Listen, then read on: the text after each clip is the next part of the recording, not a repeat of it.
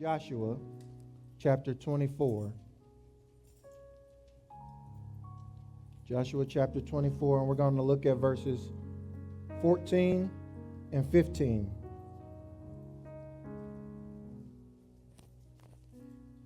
If you don't have a Bible, you can look up at the screen and follow along with us. Why should you have a Bible? Why should you follow along with us? So that you don't go home saying, Pastor said. You can go home knowing for yourself what the Word of God says, because you synced it for yourself. Two verses. This is the NIV version here. This is Joshua speaking to the children of Israel. He says, "Now fear the Lord and serve him with all faithfulness." Let's pause right there because that's the sermon today. Fear the Lord and serve him with all faithfulness. He says, throw away gods your ancestors worshiped beyond the Euphrates River and in Egypt. Y'all know the children of Israel were bound in Egypt, right? So they served the gods of the people that had them bound. He says, throw them away. They trash. He says, and serve the Lord. But if serving the Lord seems undesirable to you, then choose for yourselves this day whom you will serve. Whether the gods your ancestors served beyond the Euphrates or the gods of the Amorites in whose land you are living. But as for me and my household, we will serve the Lord. I like to use as a title for today's message, multiple choice. We're still in school. And so we have from Joshua today, multiple choices. I've made a lot of choices and decisions in my life. I made some good choices. Sorry, Mama. I made some bad choices. I chose some good friends and some bad friends. I chose some good places to go and some bad places to go. But out of all the choices I've ever made, choosing to serve the Lord has been the best by far.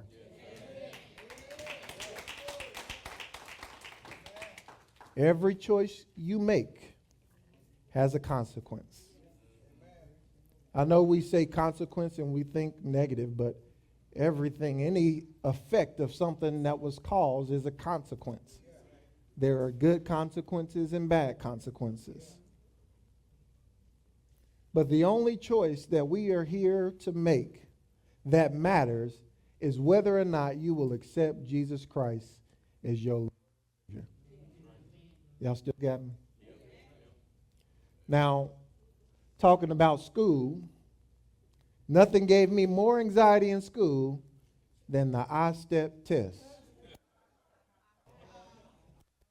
Statewide testing. Nothing gave me more fear than when they handed you a packet and then you couldn't write on the packet, right? They gave you another sheet with about 100 or 150 questions, and they had 4 times the bubbles that you could fill in. Talk about anxiety. The halls were filled with what seemed like zombies because everybody been looking at the packet all day, filling in bubbles all day, and I hated testing. The reason I hated it so much wasn't because, I didn't know the information, but when you give me multiple choices, I get nervous. After you start filling in them bubbles, when you get down to 20, everything just start dancing on the page. You start putting 22 on 23, and next thing you know, the whole test is just, like Joshua said, throw it away. It's trash. Multiple choices. Now, I give my kids multiple choices all the time because I believe that it's a good way for them to learn how to make good decisions. So every chance I get, I ask them, and give them multiple choices. Do you want chicken nuggets or hamburger? Do you want water or lemonade? Do you want chips or candy? So that way, whenever they get what they get, they can't blame me. If you like what you get, you made a good choice. If you don't like it, you chose it. And now you've learned how important it is to make a decision. Now, growing up, I know that's new parenting. Somebody said, I ain't asked them nothing. You're going to eat what I give you. I know. That's new parenting. I do that sometimes. But, you know, I grew up where you have multiple choices, but it was clearly, you know, known what the answer is. Still have multiple choices, but you had to choose for yourself. They made it real plain, but they still left the choice up to you. They would say things like, have you lost your mind? Multiple choice. Sometimes it was, you want me to come in there? They gave us multiple choices. See, the difference here is when they asked us questions and gave us choices, they made sure that they delivered it to us in a way that we knew which one we should choose. And so when we look at our text today, Joshua is asking the children of Israel a simple question. Who are you going to serve? See, what made it simple is before he asked them that question, he reminded them of everything God had done. He went all the way through chapter 24, all the way up until we get to verse 14. He just telling them what God had already did. Sound like our mom and them. Now look, I done gave you food. I done took care of your butt. So you better make a choice. You want me to come in there? Sir, no, sir. But Joshua is doing the same thing. He's presenting them a question with multiple choices, and it's clear what the answer is, but the choice is still yours to make. Now, I read somewhere that the average adult makes somewhere around 35,000 decisions a day. And if we want to get specific, they said conscious decisions, which means we're making a lot of other decisions that we aren't even aware of, but we're making decisions every moment of the day. I believe they said half of those decisions are, no, it ain't half. 2,000 of those decisions are based on food. I said, boy, they've been talking to my wife. What you want to eat? I don't care. Okay, well, you want pizza? No. So you do care. Anything but pizza. Tacos? No. Where's the spoon? But y'all see what I'm saying? We make all these decisions. From the time we wake up to the time we go to sleep, we have to decide on what we're going to wear, what we're going to eat, what route we're going to take to work. And those are just basic decisions, but there is also spiritual decisions that we're making every day. Like, am I going to do my devotion today? Am I going to pray for the people that have been doing me wrong today? Should I give into my desires today? Multiple choices. Should I smile and play it cool, or should I say what's on my mind?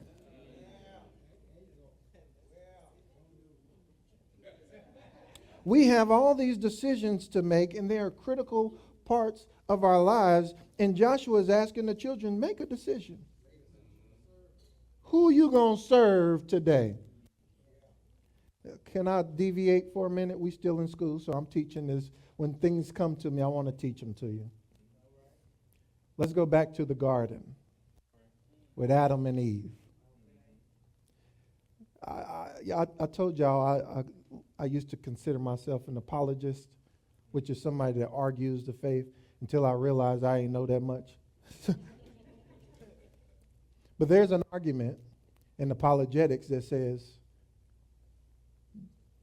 Did God lie?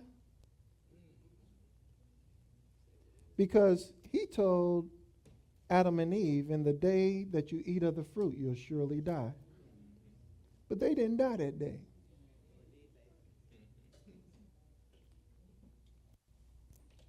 Y'all want to know something? We're living in that day. See, we got to remember that our time and God's time is not the same thing. So he said, when you eat that fruit, see, before they ate of the fruit, they were living in a day where there was no death, a day where there was no sweat and toil, and a day where there was no pain and misery. They were living in that day. Then the devil showed up. Surely you won't die today. See how the devil do?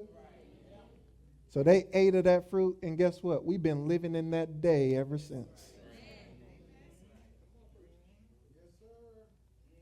So when Joshua says, choose you this day, he ain't just talking about today. He's talking about this life that you have. This is the day that you're living in. This day has to be dedicated to living for God. You ought to be living for, can we live for God all day? Am I losing y'all? Can we live for God all day? What that mean? All your life. Give it to him now and live all your life for him. Just give it to him for a day.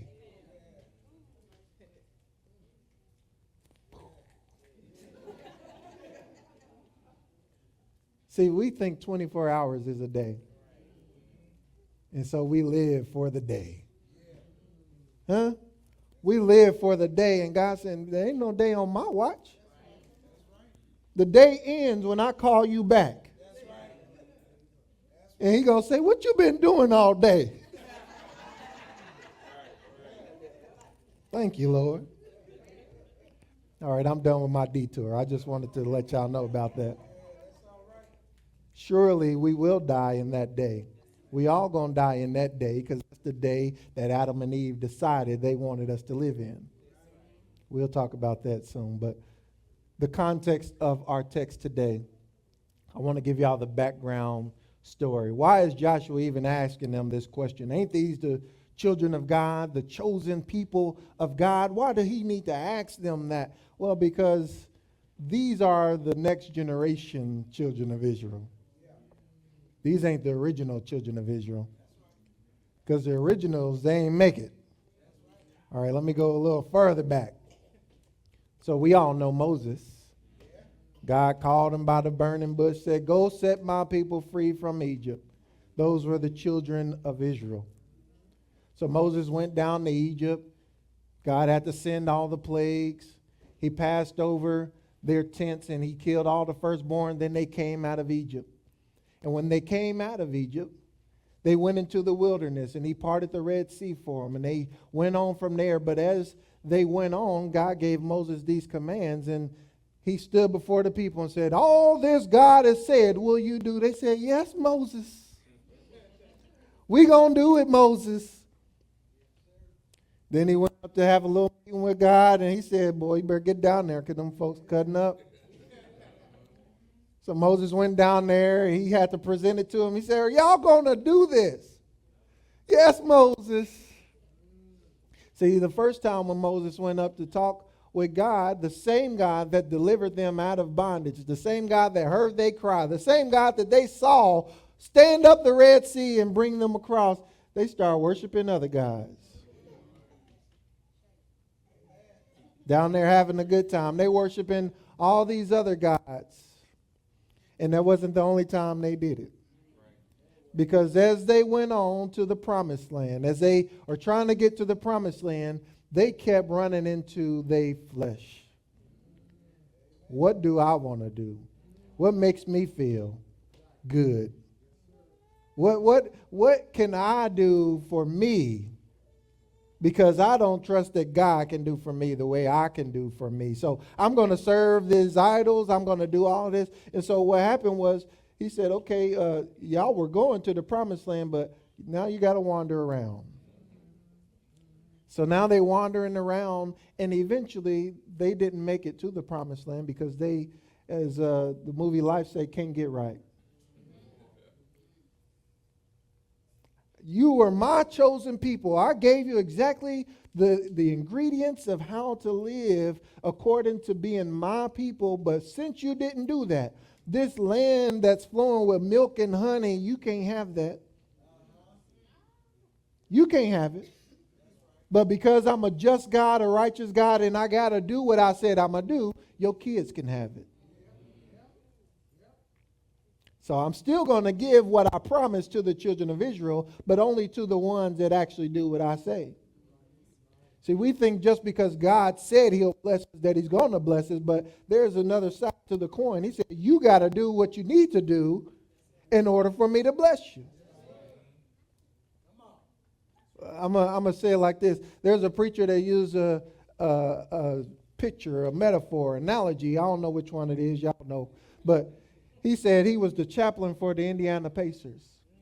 And one of the all-time leading assist players was, I think, Mark Jackson. He said, he asked him, man, how do you get all these assists? He said, because I don't throw the ball where they at, I throw it where they need to be. He says, if I throw an alley-oop, I can't throw it to them. I got to throw it to the basket because that's where they need to be for it to be an alley-oop. And all I'm trying to say is that God is not going to just throw your blessings at you. He's going to put them where you need to be. See, God is trying to bless you. He's trying to give you something. He's trying to give you all that he promised you, but you're in the wrong place and you're saying, what have you done for me? See, since we're talking about basketball, there's a concept called move without the ball. See, there's some lazy people in basketball that just stand in the corner and do this. And it don't matter if they open, just the fact that you just standing there, I'm not giving you nothing. We out here sweating and running back and forth, and you back there. Cherry picking. That's what it is. You're trying to cheat the system. See, y'all know what cherry picking, but cherry picking is when everybody go down there, you start backing up. So when your team get the ball, they can just throw it to you. But you don't want to work on helping to get the ball. But can I present to y'all, there's a lot of cherry picking Christians.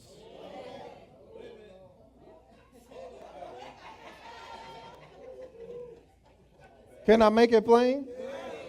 Everybody down here working and toiling and trying to do what God said, and we trying to get blessed. We trying to move on up a little higher, and you back. I'm going to just show up on Sunday.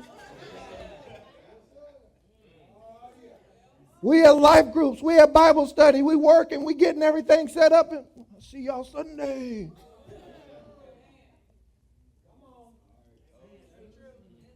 We cherry picking. That's not what God called us to do. Notice what Joshua said. Choose this day whom you will what? Serve. He didn't say choose this day who's going to bless you. He said who will you serve? You got to do something. You ain't got to go out and change the whole world by yourself. That's what we all here for. But you got to get in position so that when God throw that assist, you where you need to be to slam dunk. Where was I? So the children of Israel didn't make it, but because he's a God of his promise, their generation did make it. I think I'm loose up here. So because he kept his promise, their children made it. But when their children made it, they still had to learn for themselves. You see, Moses didn't even make it. So the whole generation that got them to this point died off. Not because of old age. Because of what? Disobedience. So now Moses is gone, Everybody, mama and grandmama and them gone. And he says, well, Joshua, you're going to go and finish this with this new generation of my people. And he told Joshua, well, I'll get happy about this as a priest. He said, I'm going to be with you just like I was with Moses. When Joshua was getting ready to lead the children of Israel, he told him, he said, I'm going to prove to everybody that I'm with you. So you go ahead, I'm going to prove it. That make me happy, boy. Because God ain't just going to send you to do something without proving that he sent you. What they say, the proof is in the pudding. Eating this pudding every week. The proof is here. When God called you to do something, he says, don't worry. I'm going to show them that I'm with you. So he said, y'all want you to go? He got the children of Israel. And guess what? He did the same thing he did for Moses at the beginning of his ministry. He parted the Jordan River. And the new generation walked across the Jordan River on dry ground. Now, when they got over there, they had to fight. And he told them, he said, when y'all fight, I only want y'all to take these specific things because that's for us. Everything else, don't touch it. Don't you know, somebody said,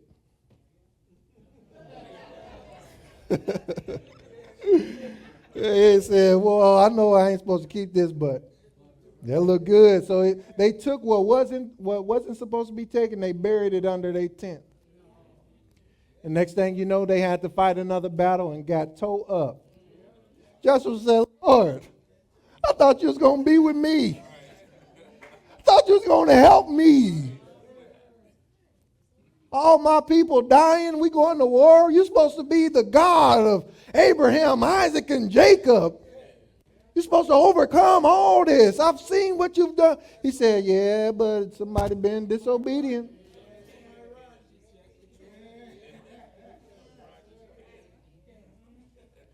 See, you ain't got to worry about exposing nobody. God will whoop their butt. He said, well, I am with you, but y'all ain't did what I told y'all to do.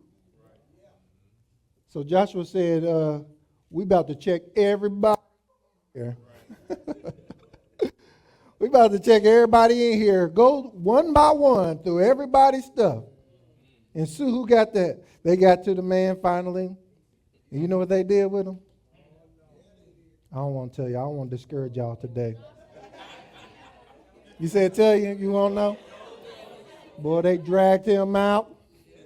They stoned him. You know why? Because there ain't no room for that junk. Let me say it nicer. There is no room for disobedience when we're trying to be blessed by this God.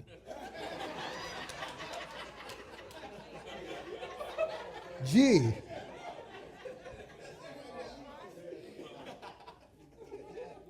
Same thing happened to Jonah. They were on the boat doing fine. Jonah get on there and they said, oh Lord, what's going on? He said, somebody on there ain't right. So they said, get your...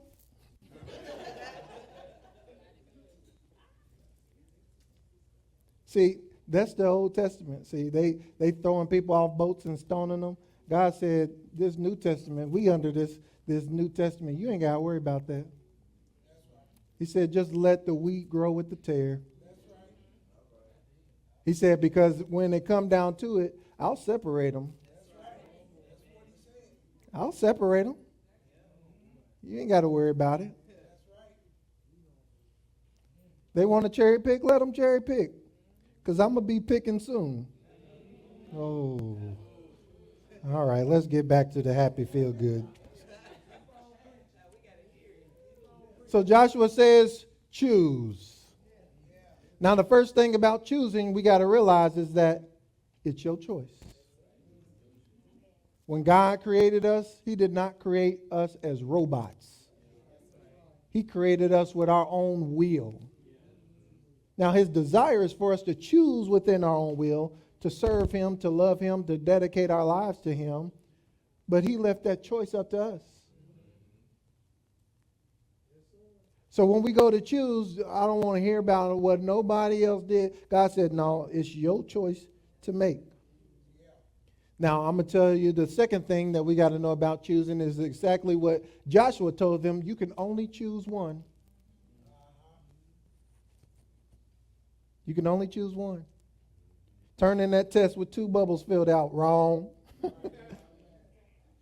He said you can only choose one.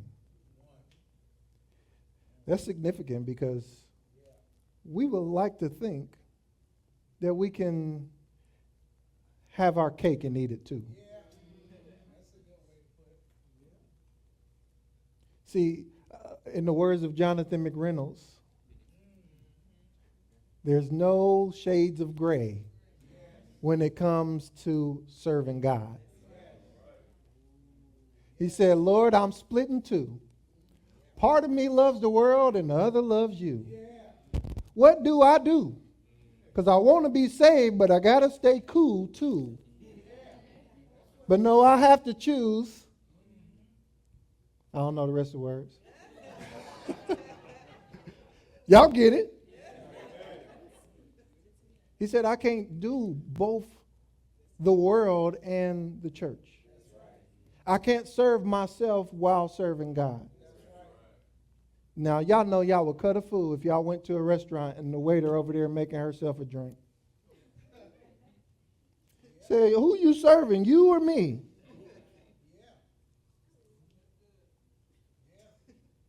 She come out with food, you say, oh, here our food, and she sit down.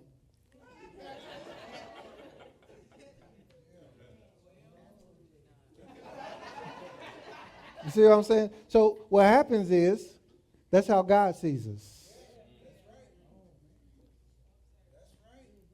Every day we wake up, we serving ourselves. Serving ourselves, cherry picking. He said, who you going to serve? Me or you? Because you can't do both. And if you had any sense, you'll realize if you serve me, I'll serve you. You can only choose one. Now, I'm going to cut across the field, y'all, because I found that there's some different types of decision makers. And this is significant when it comes to choosing this God that we serve. I want y'all to listen to these, what I got, 1, 2, 3, 4, 5. I want y'all to listen to these 5 and see where you fall in place. The first type of decision maker is an impulsive one. This is choosing without weighing any of the outcomes. This is the one the devil wants you to choose. I had some slides for that. Wake up. Impulsiveness.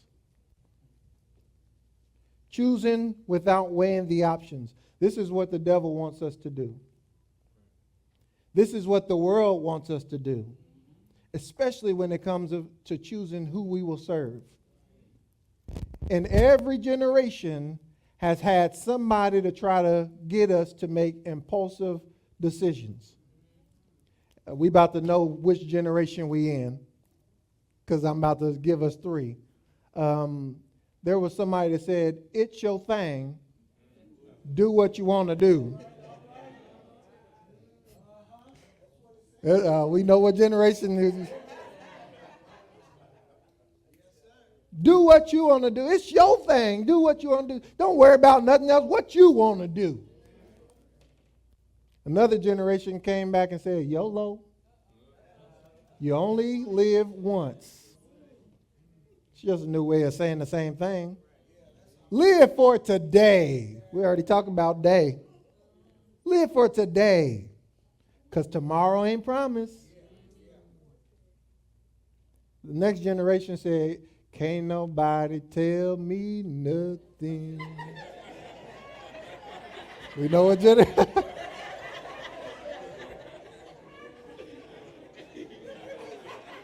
Yeah, we sniffing them out, ain't we? For those of you online, this is a multi-generational church. They all saying the same thing. It's your thing. Do what you want to do. You only live once. Can't nobody tell me nothing. I'm do what I want to do. That's impulsive. You ain't putting no thought behind that. Now, the next type of decision maker is a compliant one. They choose the most popular answer, or they choose because others chose it. Now, I don't really see the good in this, even if it looks good. Because let me tell y'all something. You can grow up in church and be compliant, and your life look like you a saint, but you really ain't. You make decisions to be compliant with what's around you. Y'all going to church today? Yeah, me too. You going to Bible study? No. Yeah, I'm tired too. You choose based on the popular answer. I'm getting baptized. Me too, me too, me too. Everybody get baptized. But are you really saved?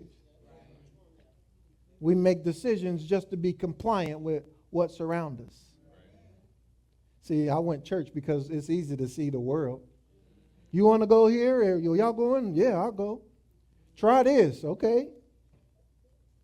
But it can happen in the church too. We can be in Bible groups and Bible studies and all that just because y'all know church is a culture. Let me say it a different way. I don't know if y'all understand what I'm saying. Church is like this entertaining thing now. There's an entertainment culture in the church. So there's a lot of young people going to church just because that's where everybody at. Trend. What's the other word? You know, yo-yo, a fad. You know, yo-yos are fads. That's where my mind went. But church is a fad type of thing now. And so there's a lot of young people and people going to church and stuff, and it looks like, boy, God is moving. He said, no, the world is getting worse. I'm getting ready to come back. I'm getting ready to shut it all down. But don't just look at what it looks like on the outside. Oh, I got to hurry up, y'all. Delegating. Shifting the decision to somebody else. This is when Mama said, when you going to get baptized?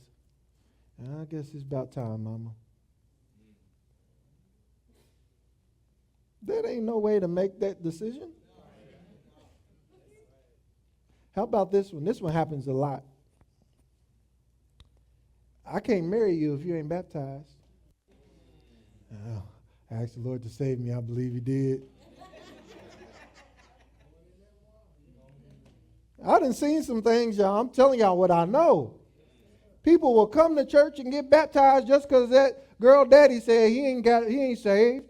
So next thing you know, he's sitting in the chair. I don't want to give my life to Christ. And in 2 weeks they married. Are you saved, or are you just delegating that decision to everybody else around you? Well, I wish I had some time. Avoidance, deflection, ignoring the fact that the decision needs to be made. Are you saved? You ask me that, man. You always ask for somebody they saved. You're always on that Jesus stuff, man. Come on. You're avoiding it. You're deflecting. See, and the last one is the one we all should be doing. It's balancing, prioritizing, and reflecting. Choosing based on weighing the options, determining what is most important, and what will have the greatest impact. In other words, knowing for yourself what the best thing is to do.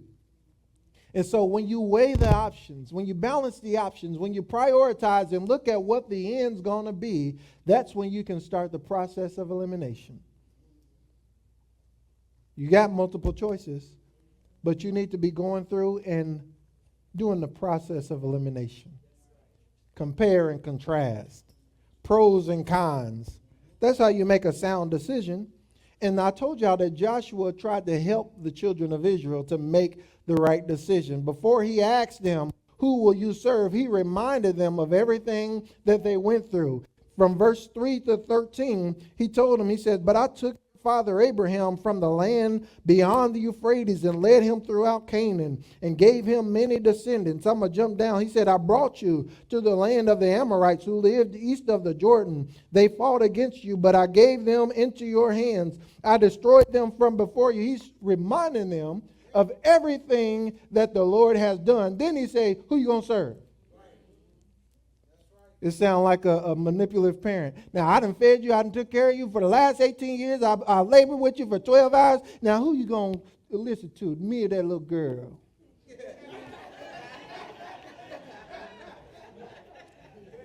Right? Say, well, when you put it like that, it's easy to choose. And that's what Joshua did. He said, remember all that God has done for you. And now, after I remind you of everything, choose. You going to serve the gods that did nothing for you or the God that did everything for you? Okay, let me put it this way. When Adam and Eve chose their flesh, they had to suffer. They had to bear children in pain. They had to sweat and bleed to work. They were kicked out of the garden, and instead of everlasting life, they now had to eventually die. But when Adam and Eve chose God, what happened? They had everything they needed. They didn't have to sweat or suffer in pain, and they had everlasting life. When the children of Israel chose their flesh rather than God, they had to suffer. They wandered for 40 years. Some had to die before they got to the promised land. They lost battles and wars, and they were taken captive and scattered throughout the world. But when the children of Israel chose God, their chains were broken. They crossed the Red Sea on dry land. They crossed the Jordan River on dry land. They ate manna and quail from heaven. They drank water from a rock, and they had everything they needed. A land that flowed with milk and honey. And I guess y'all don't like Bible, so I'll tell you about me. When I chose my flesh, I had to suffer. I had to go through some problems in my mind. I had to go through some suffering in my finances. I had to go through some suffering in my relationships. But when I chose God, everything changed for me. He gave me a new heart. He gave me a new mind. He gave me everlasting life. And all I'm trying to say is, who you going to serve? You've seen what it looked like when you choose yourself, but will you choose to serve God? When you choose to serve God, that's when you'll find out that you ain't got to worry about nothing. Choose ye this day who you will, not who's going to bless you, not who's going to do everything, who you going to serve. You have to serve regardless of what your situation look like. You have to serve regardless of what your finances look like. You have to serve regardless of what your mind is telling you. Why? Because your serving has to be separate from your feelings. Your serving, you become a slave. Watch this. If you serve yourself, you're a slave to yourself. That means whatever yourself say do, that's what you're going to do. Whatever you serve is what you obey.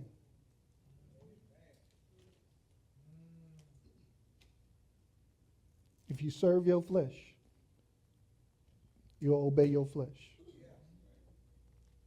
But if you serve God, truly serve Him, you'll obey Him. Two things I'm going to leave y'all with. The first thing is, when you take a test, when you got multiple choice answers, you have to show your work. God is saying, okay, you made your choice. I see you filled in the bubble, but show your work. Prove it. Because you might just be being compliant.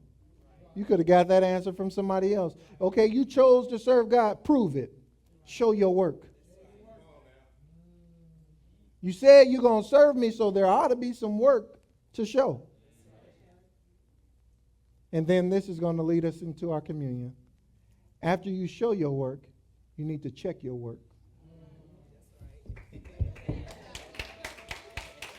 Check your work and find out if it's truly for God. I'll say it this way, in respect of communion. Let a man examine himself. This is the time where we can check our work. Let us all stand.